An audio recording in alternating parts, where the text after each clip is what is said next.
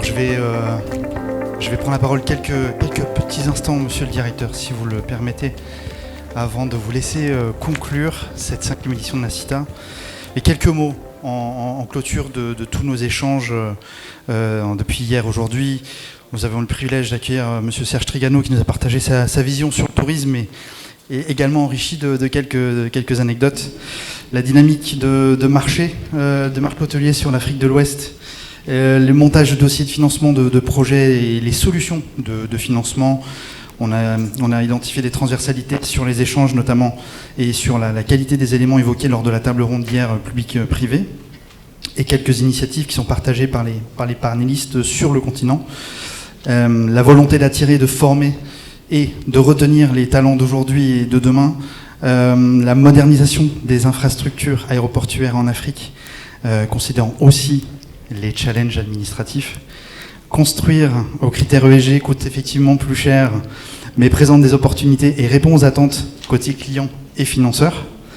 Le coworking, évidemment, avec Wojo, qui nous a proposé aussi une opportunité de développement pour les investisseurs comme pour les propriétaires sur les actifs existants et les projets de développement en Afrique. Tourisme durable en lien avec l'ESG et la certification. Quelques exemples de réduction d'impact énergétique, également sur les circuits courts et en production locale. L'émergence de la classe moyenne en Afrique et la volonté de convertir le tourisme d'affaires en tourisme de loisirs et de développer des projets qui répondent aux attentes de la clientèle actuelle et à venir pour le compte des opérateurs. Le rôle capital du parc des expositions dans ce moteur de l'économie du tourisme d'affaires à Abidjan et en Côte d'Ivoire. Et puis rendre accessibles les activités de loisirs aquatiques au plus grand nombre avec Hyde Park. Je retiens les talents, c'était la thématique de cette 5e édition, Terre de talents et d'opportunités. On a entendu des opportunités d'entrepreneurs, des parcours entrepreneuriaux qui ont réussi à saisir ces opportunités pour venir et exploiter les sources et le foncier et les projets identifiés en Côte d'Ivoire et sur le continent. C'est ce qui nous anime et c'est ce qui nous rassemble aujourd'hui. Merci, un grand merci à tous nos sponsors. Cassada, Olivier, le Pullman Abidjan, bravo à Yasmine pour tout l'accueil et le professionnalisme et l'équipe qui s'est rendue disponible.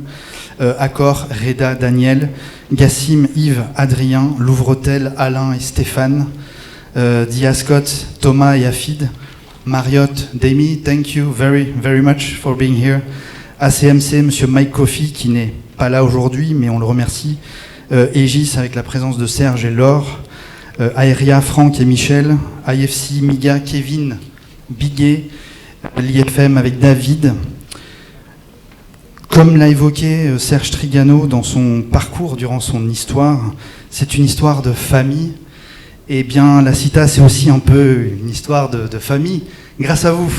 Et grâce à votre confiance, votre soutien, votre fidélité et votre amitié tout au long de ces années. Le thème de cette conférence, l'Afrique, terre de talent et d'opportunités. Je souhaite ajouter un dernier mot, particulièrement à mes talents. C'est pas mes talents de chanteur, non, non, non. C'est les talents qui composent l'équipe Voltaire. Mesdames, messieurs, s'il vous plaît, je voudrais applaudir et remercier Marie, Orxane, Pion et Cléa pour l'organisation de cette 5e édition. Sans nos partenaires, mais aussi sans cette équipe de choc, cette conférence ne serait pas possible. Mesdames, messieurs, chers amis, chers partenaires, je laisse la parole à monsieur Claude Fagama, directeur général du tourisme et de l'industrie hôtelière.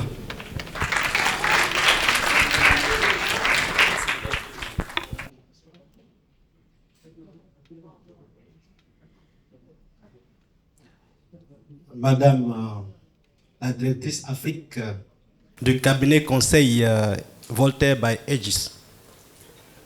Mesdames et messieurs les représentants des banques, fonds d'investissement et institutions financières. Mesdames et messieurs les opérateurs hôteliers et touristiques. Mesdames et messieurs les experts et conseils du secteur hôtelier et touristique d'Afrique. Chers amis des médias honorables invités, mesdames et messieurs,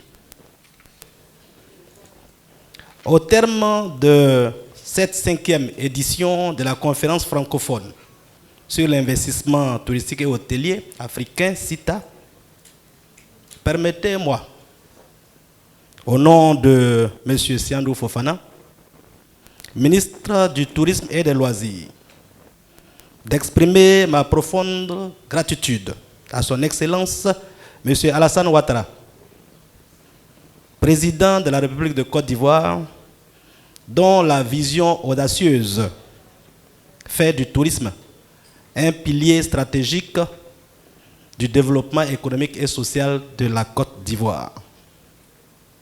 À vous tous, experts, investisseurs, opérateurs économiques, partenaires financiers et institutionnels, merci pour vos échanges riches et inspirants. Votre engagement témoigne d'une certitude. Le tourisme en Afrique n'est plus un pari, mais une industrie en pleine transformation. Honorables invités, mesdames et messieurs, le thème de cette année, l'Afrique, terre de talent et d'opportunités, n'est pas qu'un simple slogan. C'est une réalité vibrante. L'Afrique est un vivier inépuisable de compétences, d'innovation et de créativité. Nos jeunes, nos entrepreneurs, nos artisans et nos investisseurs sont les architectes d'un futur prometteur. Honorables invités, mesdames et messieurs, nous avons exploré ensemble des axes majeurs au cours de ces assises. Il s'agit notamment de l'investissement dans le capital humain, levier essentiel pour un secteur touristique compétitif. L'amélioration du cadre des affaires, facteur clé pour attirer et sécuriser les investissements. Le financement et l'accessibilité des projets hôteliers et touristiques, défi majeur à relever. Le tourisme durable, garant d'une croissance équilibrée et respectueuse de nos patrimoines. Et enfin, le développement du transport aérien, maillon incontournable d'un tourisme dynamique. À cet effet, l'organisation magistrale de la CAN 2023 en Côte d'Ivoire a prouvé au monde entier notre capacité à accueillir et réussir des événements internationaux majeurs. La Côte d'Ivoire ne se contente pas d'être une destination émergente. Elle vise l'excellence et le leadership en Afrique. Grâce aux plans nationaux de développement, PND 2021-2025 et PN2 2026-2030 en cours d'élaboration, nous poursuivons des objectifs ambitieux. Entre autres, il s'agit pour nous d'accroître l'attractivité de notre destination en modernisant nos infrastructures. En deuxième point, il s'agit pour nous de développer une offre touristique diversifiée pour répondre aux attentes des voyageurs du monde entier. Et enfin, il s'agit pour nous de renforcer la formation et les compétences des acteurs du secteur, moteur essentiel d'un tourisme de qualité. La stratégie Sublime Côte d'Ivoire traduit cette ambition avec une cible de 5 millions de visiteurs d'ici fin 2025, c'est ce qui était prévu par la stratégie. Mais à l'occasion de l'organisation de la CAN 2023 qui s'est jouée en 2024, Monsieur le ministre l'a annoncé hier, nous sommes déjà à une proportion de 6 millions de touristes, bien entendu, touristes internationaux plus tourisme domestique. C'est les deux mises ensemble qui font 6 millions de touristes déjà. Donc les ambitions fixées par la stratégie Sublime Côte d'Ivoire sont déjà atteintes.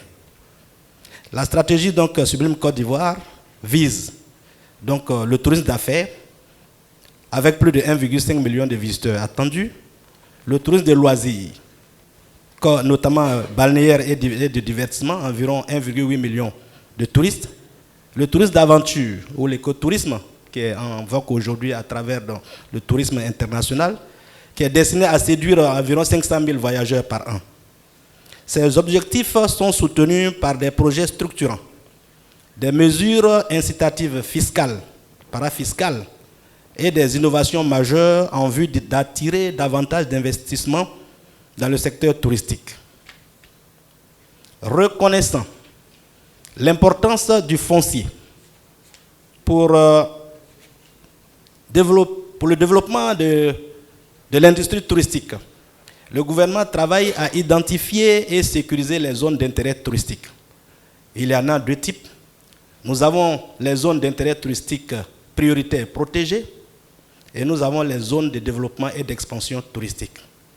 Il s'agit pour l'État de procéder à la sécurisation du foncier d'utilité touristique afin de faciliter les investissements dans notre secteur. Dans une optique de modernisation et d'efficacité, le ministère du Tourisme et des Loisirs envisage l'utilisation de l'intelligence artificielle et de l'intelligence économique pour affiner l'analyse des tendances, personnaliser l'offre et anticiper les évolutions du marché touristique, très concurrentiel. L'avenir du tourisme ivoirien se construit aujourd'hui. Nous avons les opportunités, le savoir-faire et les ressources pour propulser notre pays au sommet du tourisme africain. Honorables invités, mesdames et messieurs, le défi qui nous attend est immense, mais exaltant.